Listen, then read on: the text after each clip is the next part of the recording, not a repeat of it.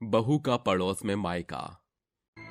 सुषमा देवी सामने खड़ी अपनी नई नवेली बहू को देखकर बौखलाए हुए अंदाज में बोलती है। अरे नाश मरे तेरा मोनिष्का की बच्ची, माँ चट्टो और बेटी चट्ट बोलो। भला 4 घर की दूरी नहीं हमारे घर के बीच, पास में मायका और पड़ोस में ससुराल। अरे ऐसा होता है क्या? मगर माँ, 2 प्यार करने वाले शमा और परवाने को प्यार में आस पड़ोस कहाँ नजर आता है? अरे तेरी आशिकी गिरी तो मैं छुड़ाती हूँ नास पीटे। इतने बड़े हिंदुस्तान में तुझे पड़ोसन ही मिली थी प्यार करने को। अरे ये मोनिष्का तो बड़ी मीठी चूरी निकली माँ जी। अरे बड़ी बहू, तू ही बता, पड़ोस में रहने वाली कोई भी अरी गरी लड़की मेरे बेटे के गले पड़े जाएगी तो क्या सुषमा देवी की बहू बन जाएगी? मैं नहीं मानती इसको अपनी बहू। अरे भगवान, अब पछताने से क्या होगा जब पड़ोसन बन गई बहू। जो होना था सो हो गया। अब पूरे मोहल्ले के सामने लाइव टेलीकास्ट क्यों कर रही हो? लव, बहू को लेकर भीतर आ जा। पूरा परिवार पड़ोसन बहू के साथ अंदर चला आता है। तभी सुषमा आंख तरेरते हुए कहती है, बता लव, तेरा इस नास पीटी पड़ोसन के साथ कब से लफड़ा चल रहा है? अपनी माँ के पूछने पर लव पूरी बात बताता है। ये कहानी है दिल्ली के प्रेम नगर के 2 प्यार भरे पड़ोसी परिंदों की, जहाँ लव और मोनिष्का रहते थे। सुबह के 7 बज रहे थे। छत पर खड़ा लव मोनिष्का को देखकर जोर जोर से गुनगुनाता हुआ कहता है, मेरे सामने वाली खिड़की में एक चांद का टुकड़ा रहता है। अरे आज ये छत पर क्यों नहीं आई? मोनिष्का, ओ माय डार्लिंग। लव के गुनगुनाने की आवाज सुनकर मोनिष्का दूर खड़ी अपने छत से उसे देखकर मुस्कुरा देती है। दोनों ऐसे अक्सर छिपते छुपाते हुए मिला जुला करते हैं और बात शादी तक पहुंच जाती है। और इस तरह हम पड़ोसियों का प्यार शादी के मोड़ पर आ पहुंचा। सभी अपने कमरे में चले जाते हैं। अगले दिन मोनिष्का को रसोई में काम करता देख गुस्से से तमतमाई उसकी जेठानी जूही कहती है, अरे ओ पड़ोसन, तेरी हिम्मत कैसे हुई मेरे रसोई में पांव रखने की? मेरी बुलक्कड़ जेठानी जी, आप भूल गई हैं कि अब इस रसोई घर पर इस पड़ोसन का भी पूरा हक है। आज मेरी पहली रसोई है, इसलिए रसोई में आपकी जरूरत नहीं। मोनिष्का की ये बात सुनकर जूही गुस्से से फुसफुसाती हुई बाहर चली जाती है। ये कल की आई पड़ोसन मुझ पर हुकूमत जमा रही है, पता नहीं क्या समझती है अपने आप को। अरे बड़ी बहू, तू सुबह सवेरे बड़बड़ा क्यों रही है? सुषमा के पूछने पर जूही 1 की 2 लगाकर लड़ाई की फूट डालती है। तभी सुषमा बोलती है, अरे ओ नास पीटी पड़ोसन, जरा यहाँ तो आ। क्या हुआ सासू माँ, सवेरे सवेरे क्यों चिल्ला रही हैं? मत कह मुझे सासू माँ, मुझे तेरे इरादे अच्छी तरह से पता चल गए हैं। तू पड़ोसन इसीलिए मेरी बहू बनी है ताकि मेरी प्रॉपर्टी हथिया सके। मैं कहती हूँ निकल जा यहाँ से, जाकर मर अपने मायके में। सास बहू का शोरगुल सुनकर लव हड़बड़ाहट के साथ अपने कमरे से बाहर निकलकर कहता है, अरे ये सुबह सुबह कैसी चिल्लम चिल्ली लगा रखी है आप सभी ने? अरे मुझसे क्या पूछते हो? अपनी लड़ाकू माँ से पूछो जो दाना पानी लेकर मुझ पर चढ़े बैठी हैं। अरे माँ, ये खिटपिट क्यों कर रही हो? अरे नालायक निकम्मे, इस पड़ोसन के पल्लू में क्या बंधा? माँ से सवाल जवाब करता है। बोलना ही है इस चट्टो की बेटी को बोल। बस बहुत हो गया सासू माँ, देखो जी, मैं मेरी माँ के खिलाफ एक शब्द नहीं सुन सकती। या तो तुम सासू माँ को समझाओ, वरना मैं अपने मायके चली जाऊंगी और तुम देखते रह जाओगे। अरे तो देरी क्यों कर रही है? उठा अपना झोल झमाटा और चल दे 4 कदम। इतना सुनकर बहू अपना सूटकेस उठाकर पड़ोस में बसे अपने मायके आ पहुंचती है।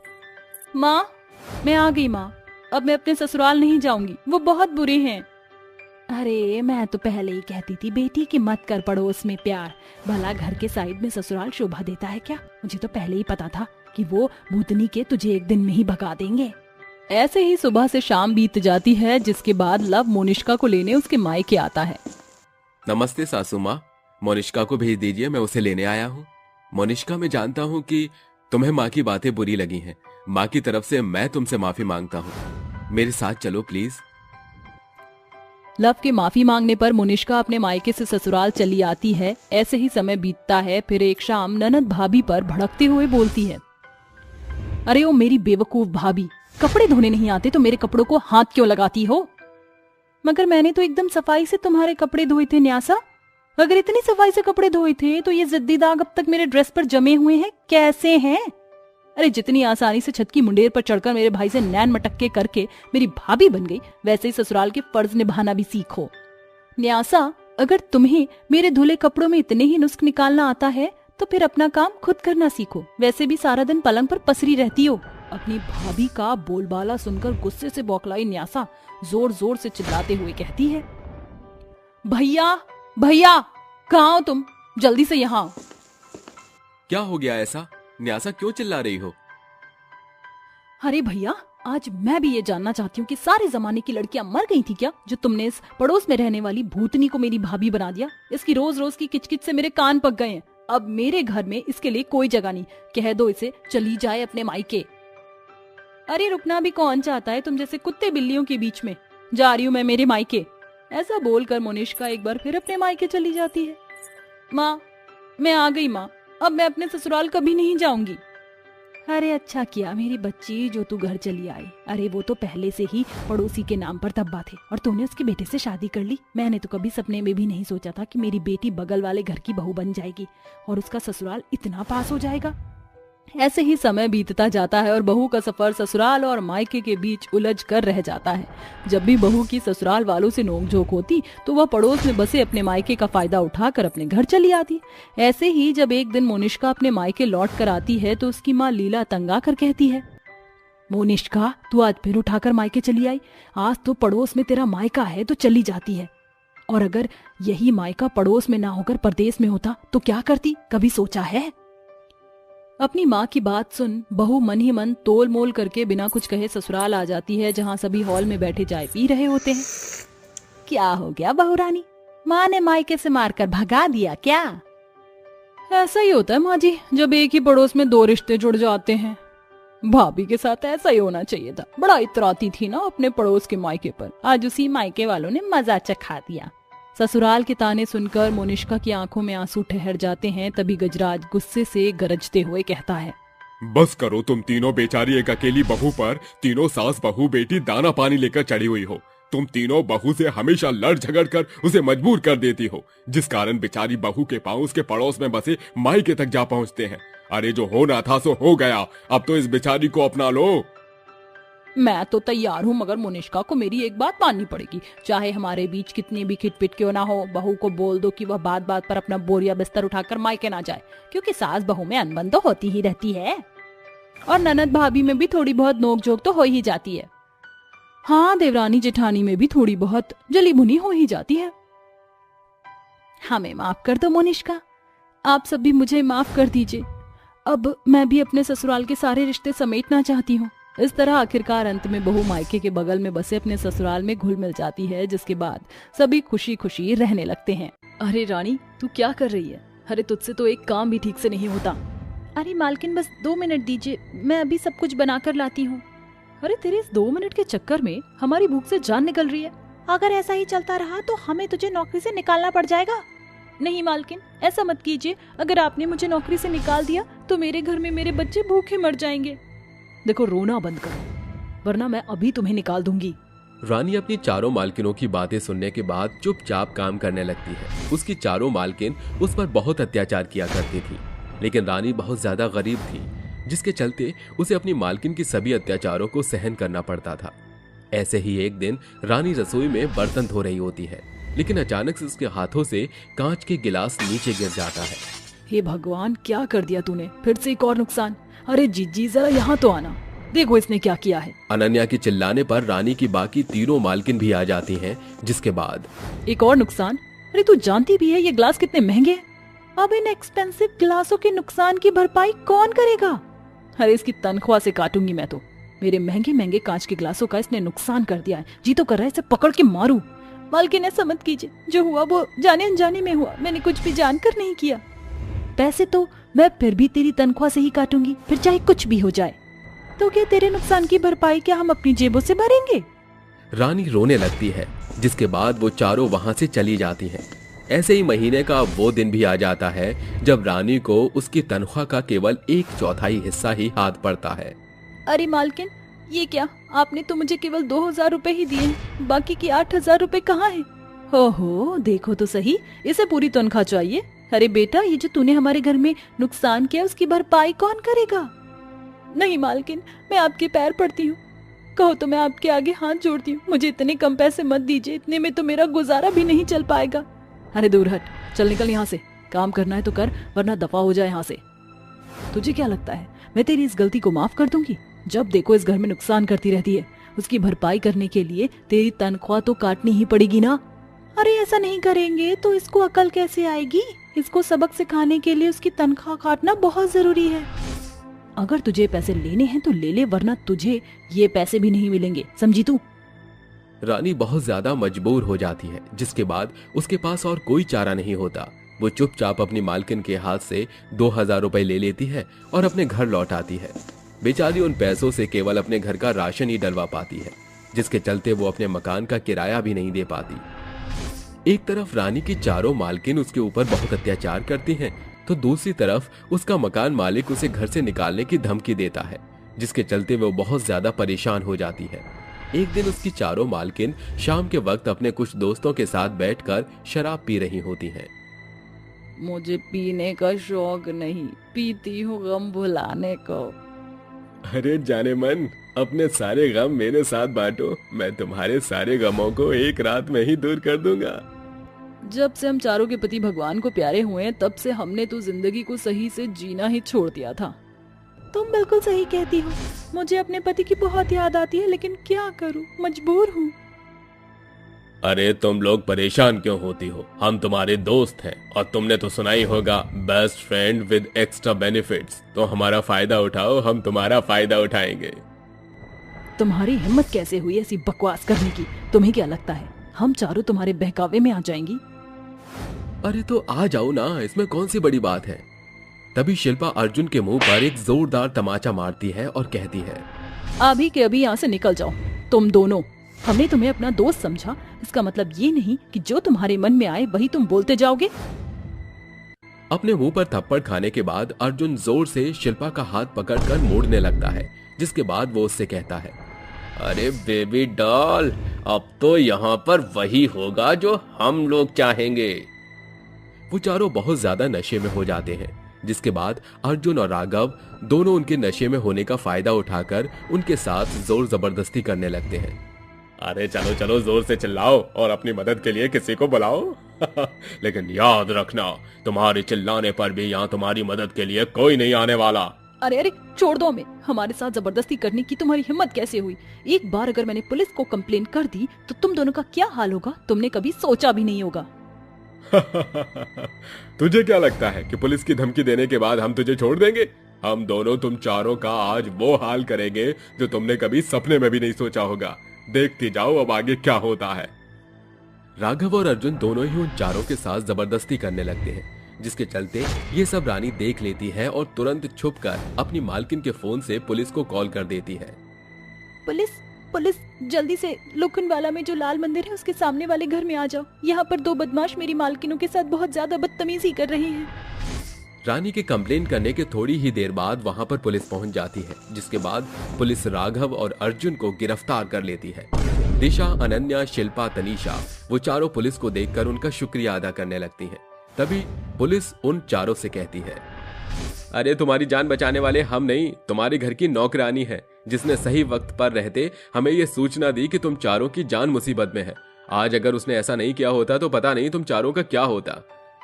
ये सुनते ही उन चारों को बहुत अफसोस होता है और पुलिस के जाने के बाद वो चारों मिलकर रानी से माफी मांगते हुए कहती हैं, रानी, तुमने हमारी इतनी मदद की, आज हमारी जान तुम्हारी वजह से ही बची है, नहीं तो वे दरिंदे हमारे साथ पता नहीं क्या करते।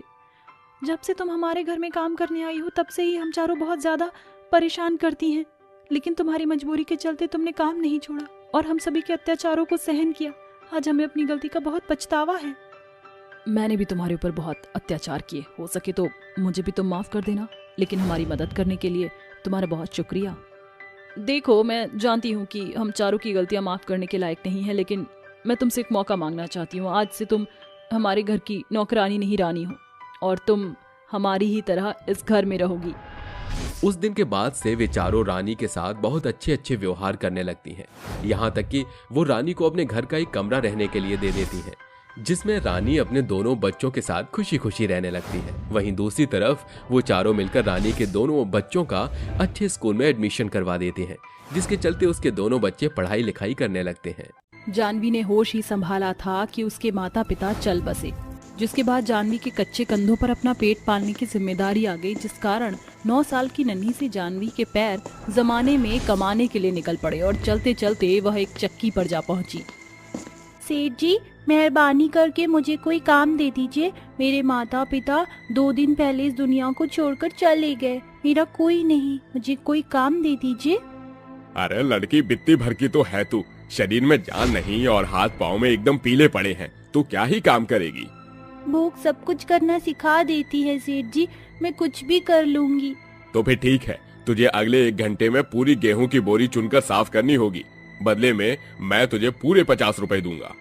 ये सुनकर अनाथ जानवी के आंखों में भूख मिटाने की एक आस उजागर हो जाती है, जिसके बाद वह बिना रुके थके बारीकी के साथ बेकार गेहूं अच्छे गेहूं के दानों से छांटकर अलग कर देती है। ये लीजिए सेठ जी, मैंने सारे गेहूं चुनकर साफ कर दिए हैं।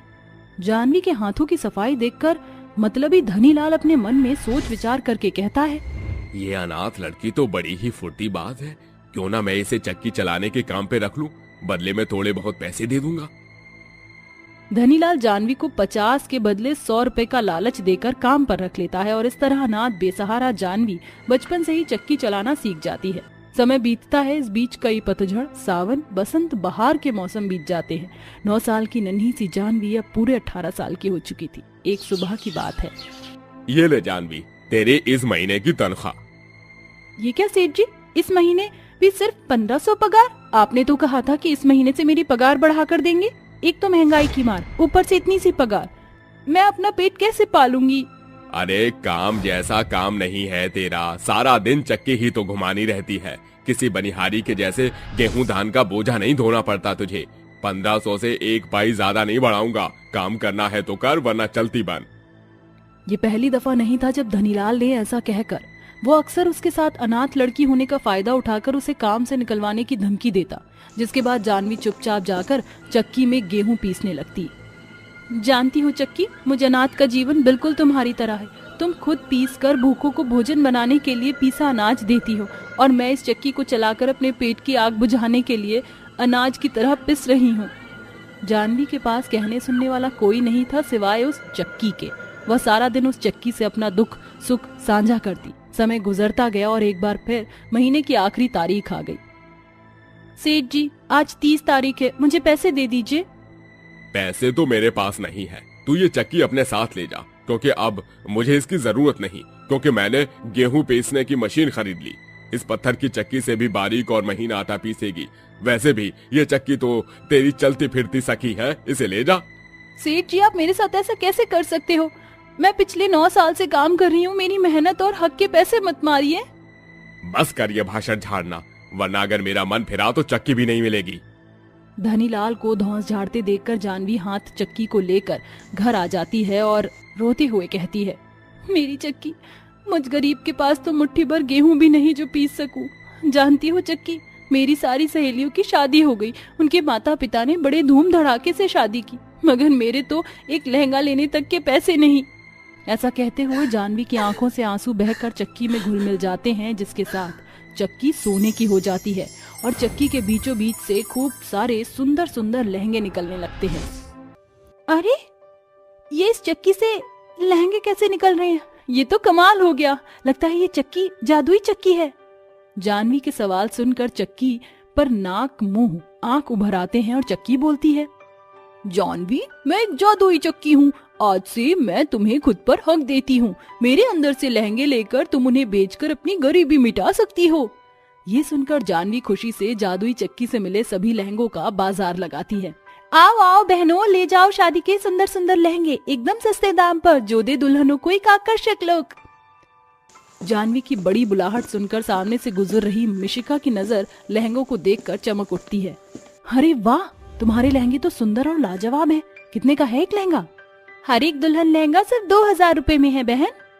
अरे फिर तो ये मेरी शादी के लिए सोने पर सुहागा हो गया। मुझे ये मरून वाला लहंगा चाहिए। इस तरह एक एक करके जानवी के सारे लहंगे बिक जाते हैं, जिसके बदले में उसे बड़ी कमाई मिलती है और अगले दिन एक बार फिर वह जादुई चक्की चलाने लगती है और चक्की के हर एक चक्कर पूरा होते ही एक सुंदर लहंगा बाहर आता है। ऐसे ही थोड़ी देर के बाद जादुई चक्की से कई सारे अलग अलग रंगों के लहंगे बाहर आते हैं। शुक्रिया मेरी जादुई चक्की, मुझे इतने सारे लहंगे देने के लिए। अब मैं इन्हें बाजार में बेचने जा रही हूँ। इस तरह अनाथ जानवी एक बार फिर लहंगों का बाजार लगाती है। अरे आओ आओ बहनों और ले जाओ सुंदर लहंगे एकदम कम दाम में। जानवी की बुलाहट सुनकर टिया और सिया नाम की लड़की की नजर लहंगों की टिमटिमाहट पर घिर जाती है। अरे वाह, ये लहंगे तो बड़े ही नए डिजाइन के हैं। हाँ सिया, ये सभी लहंगे कितने अनोखे हैं और इन पर जड़ी हुई कढ़ाई तो बड़ी सुंदर है। कितने का है? सभी दुल्हन लहंगे सिर्फ 2000। अरे इतने सुंदर लहंगे सिर्फ 2000 में? ऐसे लहंगे तो महंगे बिकते हैं और तुम सिर्फ 2000 रुपए में बेच रही हो। हमारे लिए दोनों लहंगे पैक कर दो। ऐसे ही समय गुजरता है। अब पूरे बाजार में जानवी अपने सुंदर लहंगों को लेकर मशहूर हो जाती है, जिससे उसके लहंगों की बिक्री बहुत ही ज्यादा बढ़ने लगती है और वह अपने गरीबी को मात देकर बहुत ही अमीर हो जाती है। उस शाम जानवी जादुई चक्की से अपनी खुशियां बांटते हुए बोलती है, जादुई चक्की, ये सब तुम्हारी बदौलत ही हुआ है, वरना मुझ अनाथ का जीवन आज भी गरीबी के दलदल में ही धंसा होता।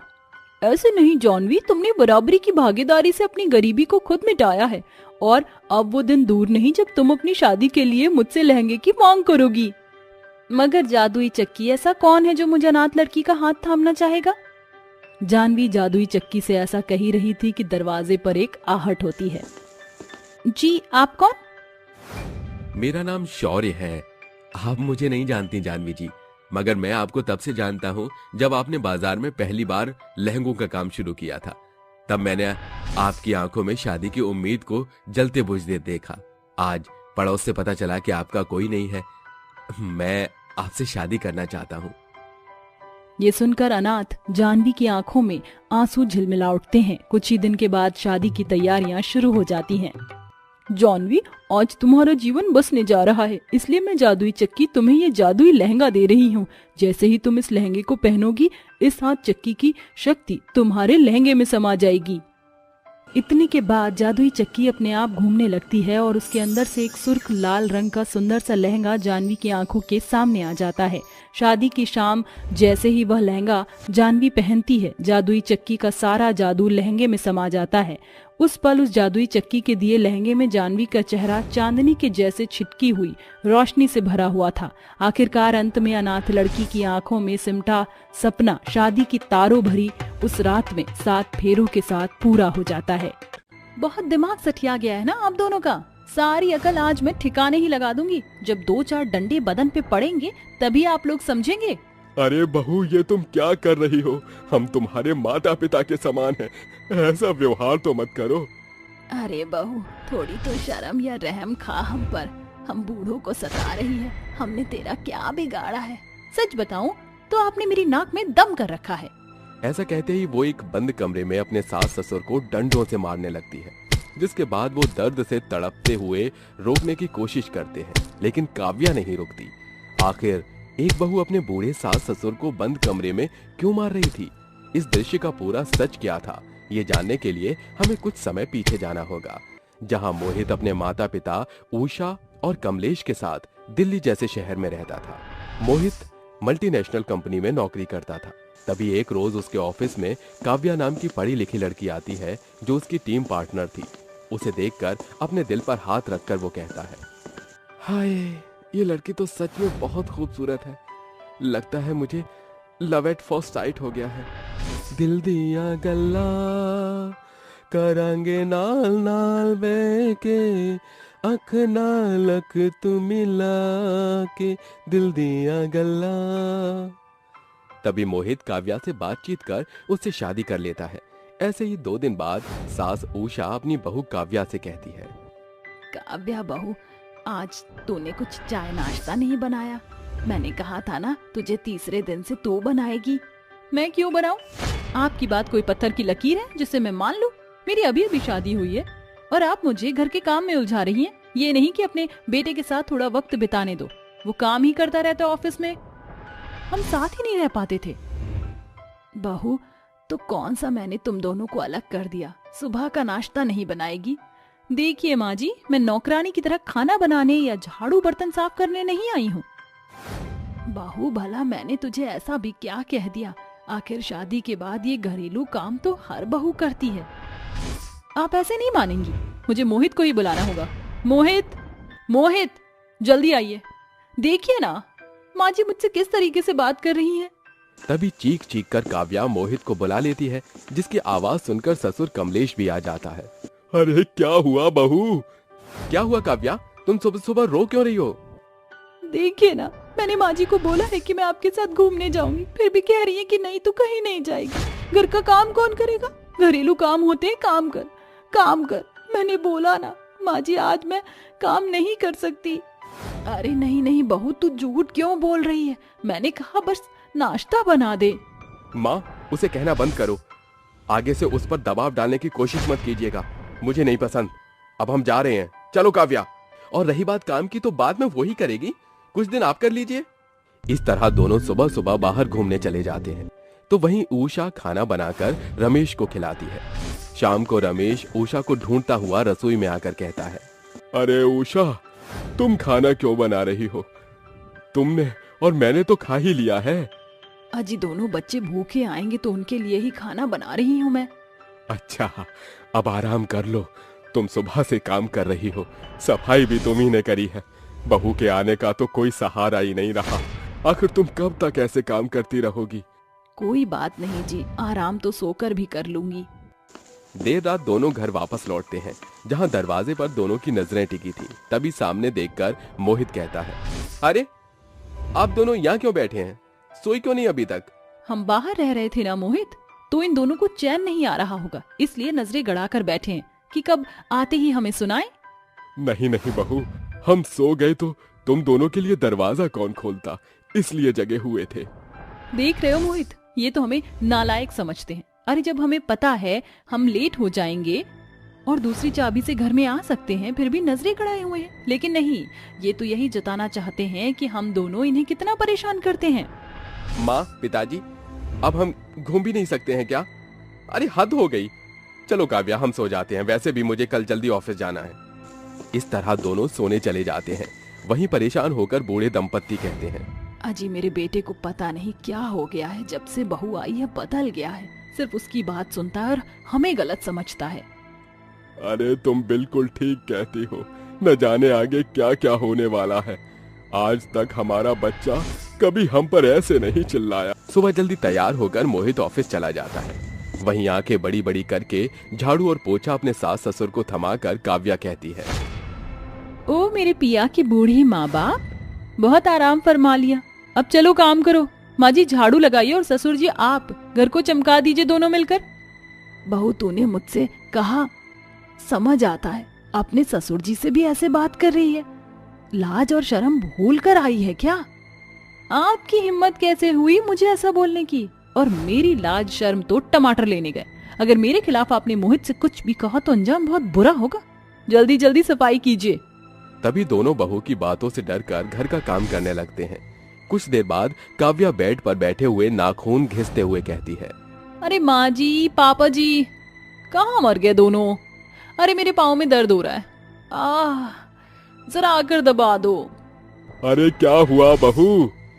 हाँ बहू, तू चीखी क्यों? मेरा पैर दबा दीजिए, बहुत दर्द हो रहा है। पर बहू। क्या बहू? दबाती हो या आपके बेटे को भड़काना चालू करो फिर से? तभी दोनों अपनी बहू के पैर दबाने लगते हैं। इस तरह काव्या अपने पति के पीठ पीछे अपने सास ससुर के साथ बदतमीजी करती है, उन पर अत्याचार करती है। बेचारे बूढ़े माँ बाप डर के मारे अपने बेटे से कुछ कह भी नहीं सकते थे। शाम को सास ससुर पानी के लिए तड़प रहे थे, मगर काव्या उन्हें पानी नहीं पीने देती। फिर वो जब गिलास लेकर आती है तो उसे भी गिराकर कहती है,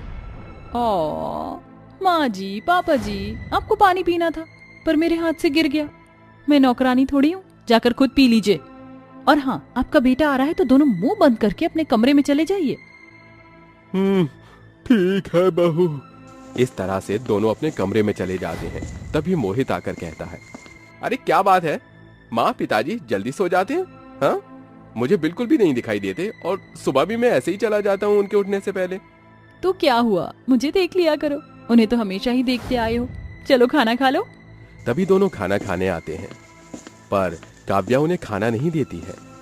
भूख से व्याकुल होकर रमेश, उषा आधी रात में भूखे भेड़िए की तरह खाना खा रहे थे। ऐसा खाते हुए देख मोहित उनसे वजह पूछता है तो दोनों उन्हें सब कुछ काव्या के बारे में बताते हैं, जिस बात पर विश्वास न करके मोहित सोने चला जाता है।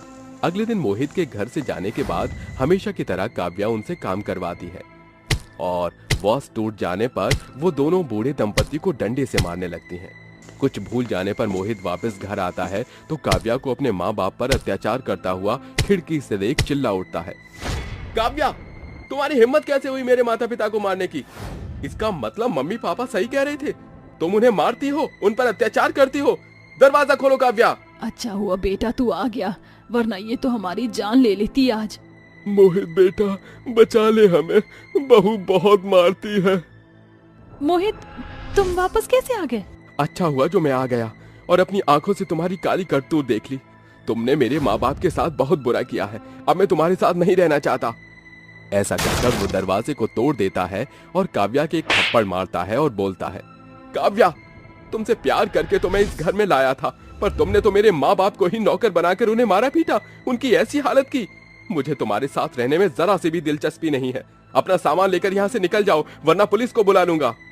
माँ, पिताजी, मुझे माफ कर दीजिए। ऐसा मत कीजिए। लगता है तुम ऐसे नहीं मानोगी। तभी मोहित धक्के मारकर काव्या को घर से बाहर निकाल देता है और अपने माता पिता के कदमों में झुककर उनसे माफी मांगता है और अकेले ही उनका ख्याल रखता है। यशोदा को हमेशा से बेटी की चाहत थी, लेकिन फिर उसके इकलौते बेटे साहिल से श्रद्धा का विवाह हो जाता है। विदाई के वक्त यशोदा अपने पिता से गले लगकर रोती है, अरे बस बेटा, अब और मत रो। मैं जानता हूँ यशोदा जी तुझे अपने बच्चे की तरह ख्याल रखेंगी। सुरेश जी, आपको अपनी बेटी की चिंता करने की जरूरत नहीं है। अब से ये मेरी बेटी है, इसीलिए आप निश्चिंत रहिए। मैं इसकी आंखों में एक भी आंसू नहीं आने दूंगी। श्रद्धा की विदाई हो जाती है। फिर यशोदा अपने बहू बेटे को घर लाकर उनका गृह प्रवेश करती है। श्रद्धा उसके पैर छूती है तो कहती है, ना ना ना श्रद्धा बेटी, मैंने तुझे दिल से बेटी माना है, इसीलिए मेरे पैर मत छुओ। भगवान तुम दोनों की जोड़ी सलामत रखे। शुक्रिया मम्मी जी। जाओ, तुम दोनों थक गए होगे ना, आराम कर लो। ये सुनकर दोनों अपने कमरे में चले जाते हैं। अगले दिन श्रद्धा एक संस्कारी बहू की तरह पूजा पाठ करके खाना बनाने जाती है तो उसकी सास पहले से ही खाना बना रही थी। तभी श्रद्धा कहती है, मम्मी जी, आप यहाँ? मैं बना देती ना खाना, आप बैठ जाइए। अरे, तू क्यों बनाएगी खाना? सिर्फ इसीलिए कि तेरी शादी हुई है तो बाकी बहू की तरह तू भी खाना बनाएगी? तू भूल गई है कि तू मेरी बेटी है। कितनी बार समझाऊं तुझे, काम करेंगे तो मिल बांट कर करेंगे, समझी? थैंक यू मम्मी जी, आप बहुत अच्छे हो। माँ जी, मीठा मैं अपने हाथ से बनाकर खिलाना चाहती हूँ आपको। ठीक है, बना दे, इसके लिए मैं तुझे नहीं रोकूंगी। जरा मैं भी तो अपनी बेटी के हाथ का चखूं। ये बोलकर दोनों एक साथ खाना बनाते हैं। कुछ देर बाद तीनों डाइनिंग टेबल पर बैठकर खाना खाते हैं। तभी यशोदा बहू के हाथ का हलवा खाकर कहती है, वाह मेरी लाडली बहू, तूने तो वाकई में बहुत स्वादिष्ट हलवा बनाया है। हाँ श्रद्धा, ऐसा हलवा मैंने आज तक नहीं खाया। शुक्रिया मम्मी जी। और साहिल जी, और दूं आपको? हाँ बेटा, और ये लो, आज से ये हार तुम्हारा। पर मम्मी जी, ये तो आपका है। तू मेरी बेटी भी तो है ना, इधर आ। यशोदा की बात सुनकर वो उसके पास आती है तो श्रद्धा उसके माथे पर माँ की पुचकार देती है। तभी साहिल ऑफिस चला जाता है। वक्त बीतता है, धीरे धीरे श्रद्धा घर की सारी जिम्मेदारी बखूबी संभाल लेती है। एक दिन खाना बनाते वक्त उसका हाथ जल जाता है। तभी यशोदा दवाई लगाते हुए उसे डांटती है, श्रद्धा बेटा, ये क्या किया तूने? आराम से करना था काम, हाथ जला लिया ना। अब थोड़े दिन तक तू कोई काम नहीं करेगी, समझी? मम्मी जी, मैं ठीक हूँ। आप परेशान हो रही हैं खामका। थप्पड़ मारूंगी खींचकर। आज के बाद दोबारा कहा तो। तू बेटी है मेरी, चुपचाप बैठ, मैं खाना लेकर आती हूँ। ये कहते ही यशोदा उसके लिए खाना लेकर आती है और अपने हाथ से खिलाती है तो श्रद्धा की आंखों में आंसू आ जाते हैं और वो रोने लगती है। अरे बेटा, तू रो क्यों रही है? मैंने तुझे ज्यादा डांट दिया क्या? बेटा, मुझे माफ कर दे। मुझे ऐसे नहीं कहना चाहिए था। नहीं नहीं मम्मी, ऐसी कोई बात नहीं है। वो आपने इस तरीके से डांटा और केयर की तो आंसू आ गए। कभी इतना प्यार मिला नहीं माँ का। वो होती तो ऐसे ही करती। बेटा, अब से मैं ही तेरी माँ हूँ और तू मेरी बेटी है, इसलिए जब भी तेरा मन करे तो मेरी गोद में आकर सर रख लेना। मम्मी जी, ये कहकर आपने मेरा मन का बोझ हल्का कर दिया। ये कहते ही श्रद्धा उसकी गोद में सिर रखती है। ऐसे ही एक दिन दोनों मार्केट जा रहे थे, तभी एक गाड़ी वाला श्रद्धा की ओर आता है और यशोदा उसको हटाकर खुद अपनी जान दे देती है। इस हादसे से श्रद्धा और साहिल टूट जाते हैं।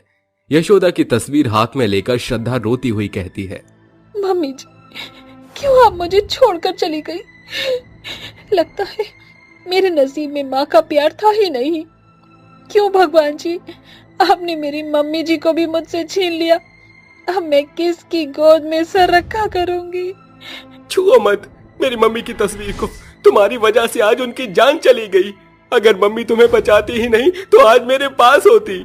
नहीं नहीं साहिल जी, ऐसा बिल्कुल भी नहीं है। मैं नहीं चाहती थी मम्मी जी के साथ ऐसा हो।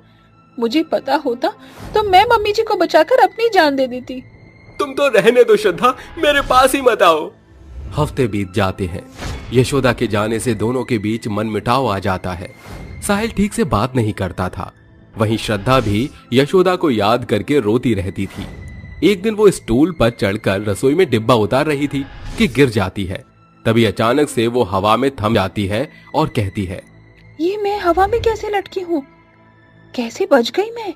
उसे बचाने वाली कोई और नहीं बल्कि उसकी सास यशोदा थी, जो चुड़ैल बनकर वापस आ गई थी। अच्छा हुआ जो मैंने श्रद्धा को बचा लिया, वरना मेरी फूल जैसी बच्ची के लग जाती। मुझे कितना याद करके रो रही है। साहिल जी आते होंगे, मैं जल्दी से खाना बना लेती हूँ। पहले उनके लिए कुर्ता निकाल कर रख देती हूँ, आकर पहन लेंगे। श्रद्धा ये बोलकर रूम में जाकर साहिल के लिए कुर्ता निकाल देती है। इतने में यशोदा उसके लिए खाना बना देती है और जब श्रद्धा रसोई में आती है तो बना हुआ खाना देखकर हैरान रह जाती है। अरे, ये खाना कैसे बन गया इतनी जल्दी? मैंने तो कुछ भी नहीं किया था। दोनों बैठकर जब खाना खाते हैं तो खाने के स्वाद में श्रद्धा को यशोदा के हाथ का स्वाद आता है। ये खाने का स्वाद तो माँ जी के हाथों का लग रहा है। आज तुमने खाना बिल्कुल माँ के जैसा बनाया है, शुक्रिया। अब इन्हें कैसे बताऊं कि ये खाना मैंने बनाया ही नहीं है, पर चलो अच्छी बात है, उन्होंने मुझसे आज बात तो की। मेरा इतना करने से दोनों के बीच बात तो हुई, लेकिन अभी और कुछ करना पड़ेगा। मेरी वजह से दोनों के बीच मनमुटाव जो आ गया है। सुबह सामान लाते वक्त बारिश में वो भीग जाती है, जिससे उसे बुखार और जुकाम हो जाता है और थककर वो सो जाती है। श्रद्धा जब उठने की कोशिश करती है तो उसे उठा नहीं जाता और वो गिर जाती है। ये क्या हो रहा है? मेरा बदन क्यों टूट रहा है? मुझसे खड़ा भी नहीं होया जा रहा। उनके लिए खाना बनाना है, कपड़े धोने हैं। हाय, मेरी बच्ची को बुखार आ गया है। जल्दी से सारा काम मैं ही कर देती हूँ। चुड़ैल ये बोलते ही घर का सारा काम A to Z सब कर देती है। श्रद्धा उठकर बाहर आती है तो उसे सारे कपड़े धुले हुए, खाना, सफाई सब करा हुआ दिखाई देता है। अरे, ये क्या? कपड़े तो धुलकर सूख गए, खाना बन गया, घर साफ हो गया। ये सब हुआ कैसे? मुझे कुछ समझ नहीं आ रहा। मेरा सर चकरा रहा है। ये कहते ही वो बेहोश हो जाती है। तभी साहिल आकर उसे उठाकर कमरे में ले जाता है। श्रद्धा तुम्हें क्या हुआ? अरे, इसे तो बहुत तेज बुखार आ रहा है। बहू श्रद्धा, ये क्या हो गया मेरी बच्ची को? ये बोलते ही उसके माथे पर वो पट्टी करता है। कुछ देर बाद उसका बुखार उतर जाता है और वो होश में आ जाती है। तुम पागल हो श्रद्धा, तुम्हें पता नहीं कितना डर गया था मैं। अरे मुझे माफ कर दो, मैंने तुमसे ज्यादा नाराज हो गया था। मैं खाना बनाकर आता हूँ। कहीं मत जाइए, खाना बन चुका है। पर किसने बनाया? तुम्हारी तबीयत खराब है। मम्मी जी ने ही बनाया खाना। अब तो आप मेरे सामने आ जाइए मम्मी जी। मुझे पता है ये सारा काम आपने किया है और मुझे बचाया भी आपने ही था। श्रद्धा की बात सुनकर वो उसके सामने आ जाती है। माँ? हाँ बेटा, मैं पर श्रद्धा, तुझे पता कैसे चला? पता तो मुझे आपका हाथ का खाना खाने से ही चल गया था और फिर ये सारा काम किया। मुझे महसूस हो रहा था कि जरूर आप ही मेरे आसपास हैं। क्या करूं? तू इतना रोती थी तो मुझे आना ही पड़ा। तेरी ममता मुझे खींच लाई। वो दोनों उसके गले लग जाते हैं। इस तरह यशोदा मरने के बाद भी अपने बच्चों के साथ हमेशा यूं ही रहती है और उसकी लाडली बहू लाडली बेटी बन जाती है।